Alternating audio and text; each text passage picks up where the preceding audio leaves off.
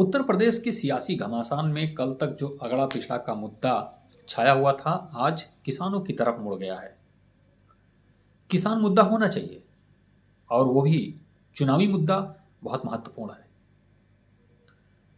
लेकिन दुर्भाग्य की बात है कि देश का किसान, प्रदेश का किसान, वो किसान बन करके वोट नहीं करता है। वह किसी जाति में, मजहब में, धर्म में बट करके ही वोट करता है। बहरहाल, आज मुद्दा क्यों किसान की तरफ गया?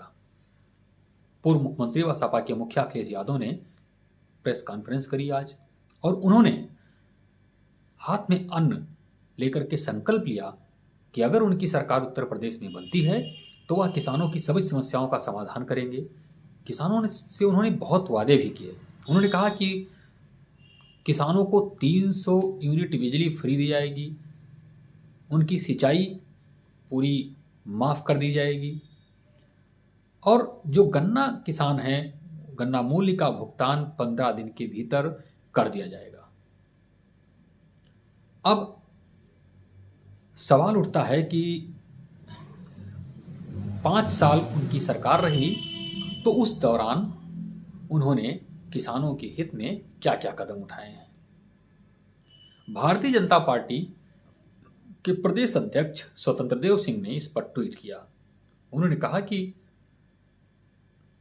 बंदूक लेकर घूमने वाले सपाई अब अन्न हाथ में लेकर संकल्प ले रहे हैं। दूसरी तरफ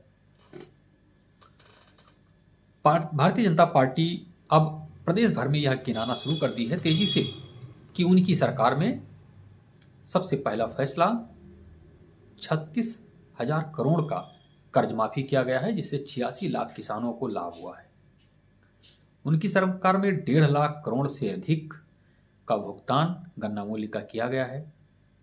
इसके साथ ही प्रधानमंत्री किसान सम्मान निधि योजना के तहत करीब 2.5 करोड़ किसानों को, उत्तर प्रदेश के 2.5 करोड़ किसानों को लाभ मिल रहा है।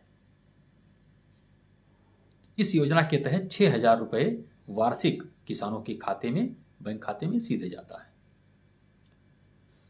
या तो केंद्र और राज्य सरकार की जो योजना थी उसको गिनाने की बात। इसके साथ ही भारतीय जनता पार्टी प्रदेश की जनता को यह भी गिनाने में जुट गई है कि अखिलेश यादव सरकार में कानून व्यवस्था ध्वस्त थी और वह किसानों के हित में कभी भी कोई कदम नहीं उठाना चाहते हैं। मुख्यमंत्री योगी आदित्यनाथ आज गाजियाबाद पहुंचे और उन्होंने कहा कि उत्तर प्रदेश को समाजवादी पार्टी आग में झोंक देना चाहती है।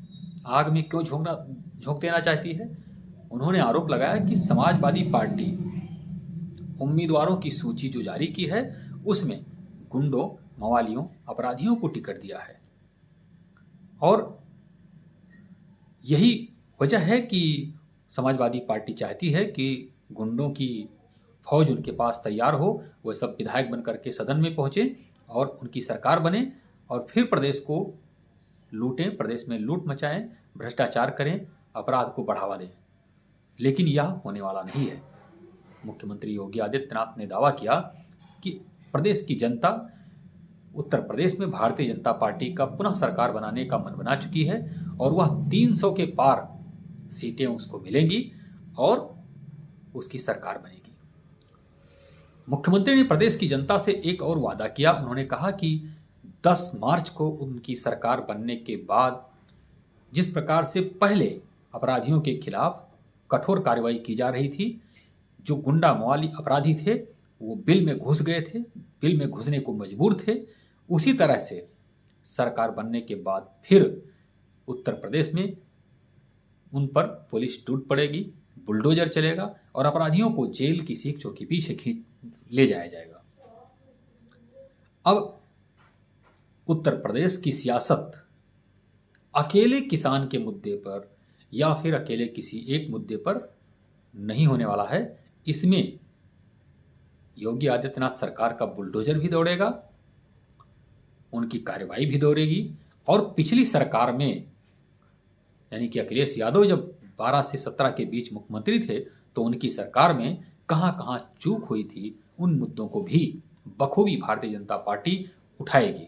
दूसरी तरफ विपक्ष भारत सत्ताधारी दल को घेरने के लिए पिछले 5 साल में जो कार्य नहीं हो पाए उसको लेकर उन पर करारा हमला बोलेगा।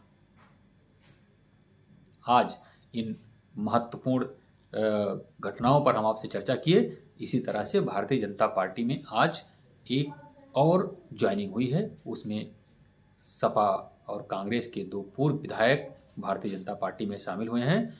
उनको केशव प्रसाद मौर्य जो उप मुख्यमंत्री हैं, भारतीय जनता पार्टी के वरिष्ठ नेता हैं, वह पार्टी मुख्यालय पर सदस्यता ग्रहण कराए हैं। और इस मौके पर केशव प्रसाद मौर्य ने एक बार फिर दावा किया कि सपा की सरकार आने वाली नहीं है। उत्तर प्रदेश में 300 के पार भारतीय जनता पार्टी पहुंचेगी और फिर से 10 मार्च को उसकी सरकार बनेगी।